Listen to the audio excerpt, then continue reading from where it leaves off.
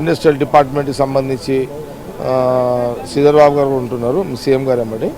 ఇప్పుడు నిన్న కూడా దామోదర్ గారు కూడా వివేక్ గారు వచ్చిపోయారు కాబట్టి ఇప్పుడు గవర్నమెంట్ పరంగా అలర్ట్ అయినాము. ఇది జరగరాని ఇన్సిడెంట్స్ జరిగిపోయింది, చాలా నష్టం, ప్రాణ నష్టం జరిగిపోయింది. దీనికి బాధ్యులు ఎవరు ఏంది అనేది కూడా ఇప్పుడు ముఖ్యమంత్రి గారి రివ్యూలు అన్నీ కూడా బయటకు వస్తాయి.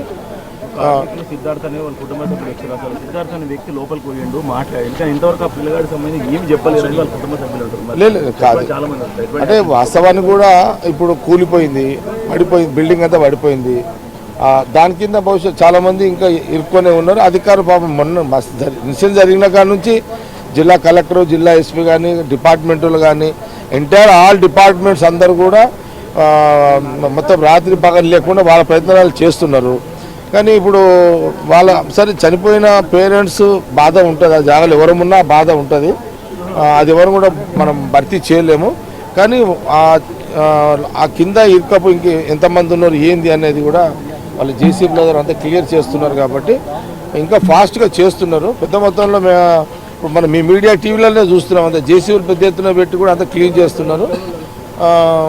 ఇవన్నీ పూర్తిగా కొలికి రావడానికి ఇంకా కొన్ని గంటలు పట్టవచ్చు.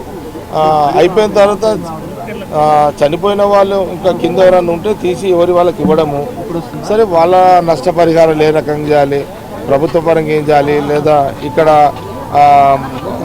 తప్పులు ఇండస్ట్రియల్ పరంగా వాళ్ళు ఇవన్నీ కూడా జరుగుతాయి. ఇవన్నీ సీరియస్గా అందుకే ఇప్పుడు ముఖ్యమంత్రి గారు, సీఎం రేవంత్ రెడ్డి గారు ప్రధానంగా రావడానికి కారణం కూడా అదే. ఇంత పెద్ద ప్రాణ నష్టం జరిగింది, ఇది జరగరాని జరిగింది, దీని మీద బాధ్యులు ఎవరున్నా సరే దాని మీద ముఖ్యమంత్రి గారు సీరియస్గానే ఉంటారు. ఇదేమి గవర్నమెంట్ నడుపుతలేదు కదా ఫ్యాక్టరీ ఏదైనా కానీ ఎవరైనా అనని అంటేనే ఉన్నాయి టీఆర్ఎస్లు వచ్చి గవర్నమెంట్ అంటే. అంతకుముందు చాలా ఇన్సిడెంట్స్ జరిగినాయి. అప్పుడెప్పుడో రేవంత్ రెడ్డి నేనెవరు కేసీఆర్ సీఎం ఉన్నప్పుడు రైలు యాక్సిడెంట్ జరిగింది అంటే రైలు కూడా ఆయన గుర్తిపించినట, కేసీఆర్ గుర్తిపించినట. నేను ఏమంటున్నా అంటే విమర్శలకు కూడా ఒక అర్థం ఉండాలి. ముఖ్యమంత్రి గారు ఇప్పుడు గవర్నమెంట్ ఏమిటంటే ఇందులో బాధ, చాలా చాలా చాలా బాధ, మేమందరం చాలా బాధలో ఉన్నాము. ఇలాంటి ఇన్సిడెంట్ జరగవద్దు, జరిగింది. ఫ్యాక్టరీలో ఏమేమి లోపాలు ఉన్నాయి, ఏం జరిగింది, ఇదేం గవర్నమెంట్ ఫంక్షన్ ఫ్యాక్టరీ కాదు కదా. కాబట్టి ప్రతిపక్షాలకు ఏం మాట్లాడలో బహుశా ట్రైనింగ్ తీసుకుని రావాలి, ఏం మాట్లాడాలి, రూలింగ్ పార్టీ ఏది, ఈ జ్ఞానం కూడా ఎవరన్నారు నేను మాట.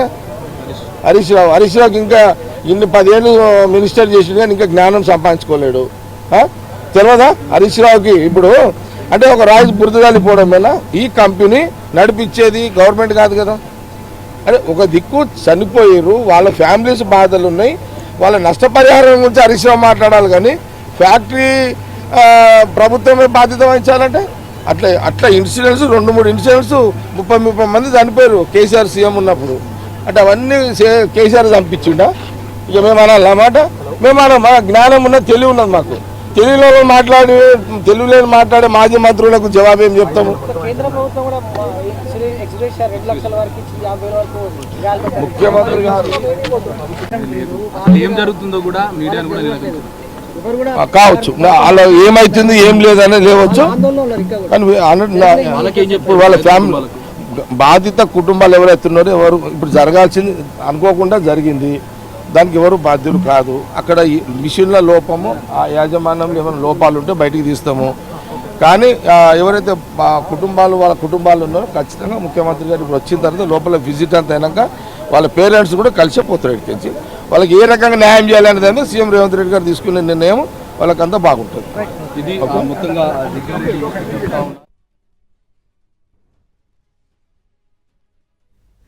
స్ప్రేయర్ డ్రైయర్ పేలగానే దానికి సమీపంలో పనిచేస్తున్న కార్మికులు ఏం జరుగుతుందో తెలుసుకునే లోపే కాలిపోయారు. రియాక్టర్కు ముడి పదార్థాన్ని తీసుకొచ్చే పైపు లైన్లు, తయారైన పదార్థాన్ని నిల్వ చేసేందుకు వాడే పైపులు కూడా కరిగిపోయినట్లు సహాయ చర్యలో పాల్గొన్న సిబ్బంది చెబుతున్నారు.